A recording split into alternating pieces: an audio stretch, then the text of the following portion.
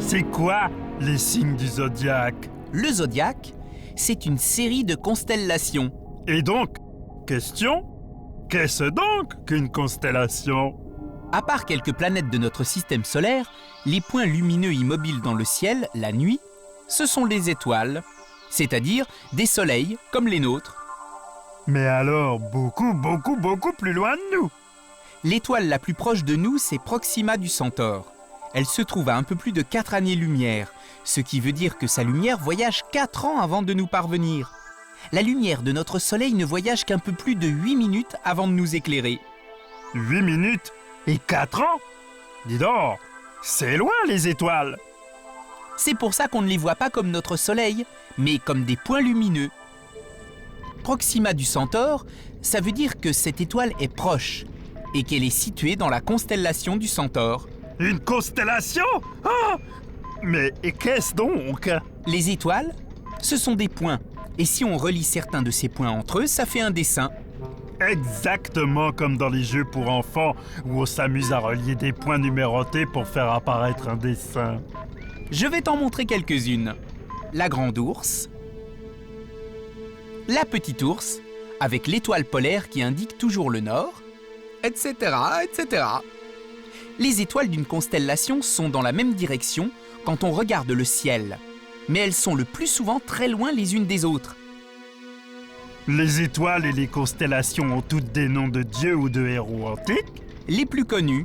Les autres ont des noms de code genre XB12, KJSHDF 14. Oups 007? Pourquoi pas? Alors maintenant, le zodiaque. La Terre et les planètes tournent autour du Soleil, comme sur un plateau. Quand on regarde vers l'extérieur, qu'est-ce qu'on voit au bout du plateau? Des étoiles qui parfois forment des constellations. Tout juste! Le zodiaque, c'est 12 constellations particulières. Capricorne, Verseau, Poisson, Bélier. Ah oui, les points ça fait un poisson et un bélier. En tournant autour du Soleil, la Terre passe chaque mois devant une constellation différente. Quand quelqu'un est du signe du Sagittaire, ça veut dire que le jour de sa naissance, le Soleil, vu de la Terre, passait devant la constellation du Sagittaire. En fait, quand on dit que quelqu'un est né sous une bonne étoile, on pourrait dire aussi qu'il est né devant une bonne constellation? Bah oui. Ok. Tiens, ce mois-ci, Mars est dans la Vierge. Ça veut dire qu'elle passe devant la constellation de la Vierge? Et donc, c'est en étudiant ces mouvements que les astrologues prévoient l'avenir et le caractère des gens? C'est ce qu'ils prétendent. En tout cas, si vous voulez repérer les constellations, sachez qu'il existe des cartes du ciel qui vous indiquent leur position. Mais je croyais que dans l'univers, tout bougeait tout le temps. Oui, mais comme les étoiles sont très loin, on les voit bouger très lentement. Et on voit les constellations au même endroit que nos arrière-grands-parents les voyaient. Ceci dit, sur une longue durée, ça bouge quand même.